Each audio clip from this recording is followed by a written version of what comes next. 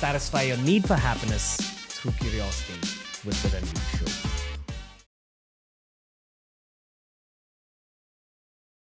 Tell me about how it feels when you come back to India.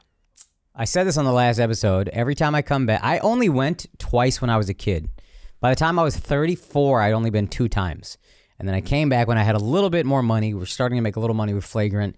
And I said, you know what? Before, there's always excuses. I don't have free time. I don't have money. Now that I have a little more money, I said, even if it's for 5 days, I need to come home. Because this is home. My soul knows this is home.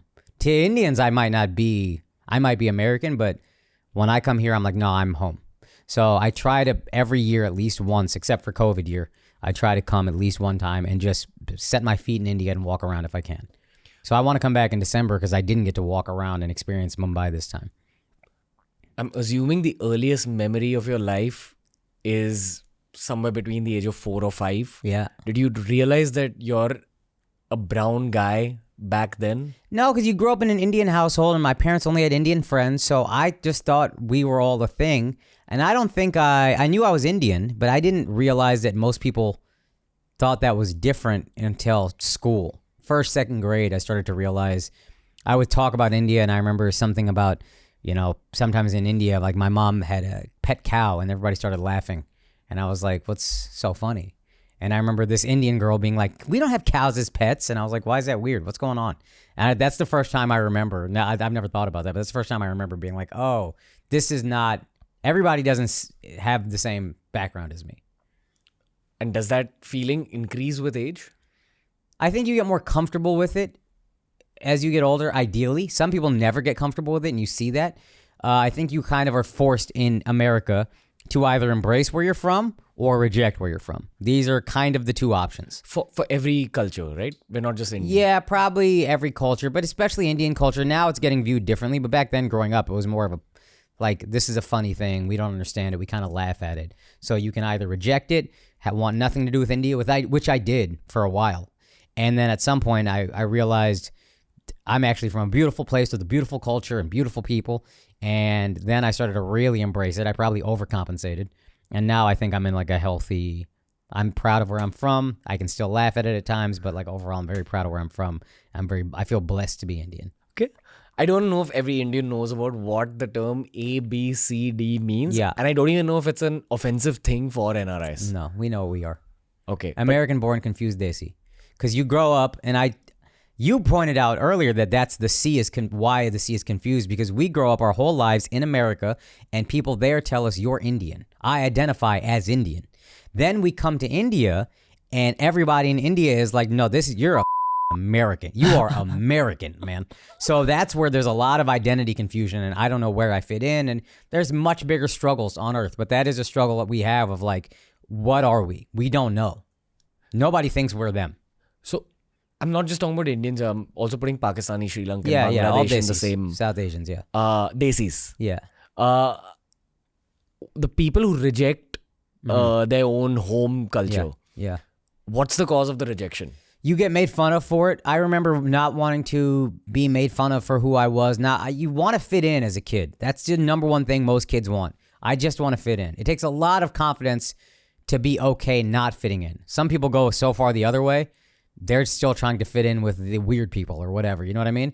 Most of us just want to fit in somewhere. So if you're getting made fun of for where you're from, for what your language is, for what your culture is, you reject that and you're like, I don't want anything to do with that. I'm not like them, guys. I'm like you. That's what I used to do. So again, it's a process, but that's where it comes from. Okay.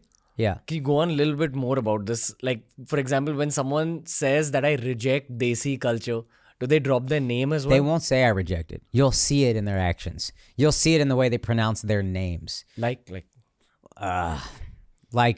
Ajay will call himself AJ. And sometimes they only do that for white people. And if they meet an Indian, they'll say Ajay. And then in their mind, they are kind of just making it easy for white people, which I don't think they're wrong. But I personally feel like I don't care how they say my name. They'll say Akaash or Akaash. I say Akaash. I don't care what you say. You can say anything you want. It's not about how you pronounce my name. It's about how I pronounce my name. I own that name. You know what I mean? So some people will go the other way and make white people say their name correctly or black people, whatever. No, it's pronounced like this. I don't care. I just need to make sure I say it the way it's supposed to be said. Okay. Yeah. So from the 80s until now, how's the perception of the Indian changed in America? There's still punchlines for sure. And like there'll be some Twitter videos of Indians doing crazy stuff like bathing in cow dung to not get COVID or whatever in whatever village. And they'll make fun of that. But overall, the perception is, honestly, India is coming. It's people, I think, prefer India to China in America in terms of like which superpower we would like to see be next. But yeah, I think the perception of Indians now is generally we're very educated, we're very smart, not the biggest on women's rights, maybe. But that's the only kind of, I mean, yeah, again, outside of like the crazy videos you'll see on Twitter or whatever, that's kind of the only negative perception is like it's not safe for women to walk down the street in New Delhi or whatever. And they don't even, I hear Bombay's very different, but they don't know that difference. Who do Indians mostly vote for? Democrat or Republican? It's Young divided? Indians vote Democrat, old Indians vote Republican, typically. Really? Yeah, not across the board. Of course, but generalize, if I had to generalize, young Indians tend to be a little more liberal, a little bit more woke, and older Indians, they feel they came here and they don't understand, and it takes a lot to understand that black people in America were like systemically over, like at all levels. So they're just like, dude, I came here, I made a living, why can't you? They don't necessarily understand that there's obstacles that have been set up that weren't set up for them.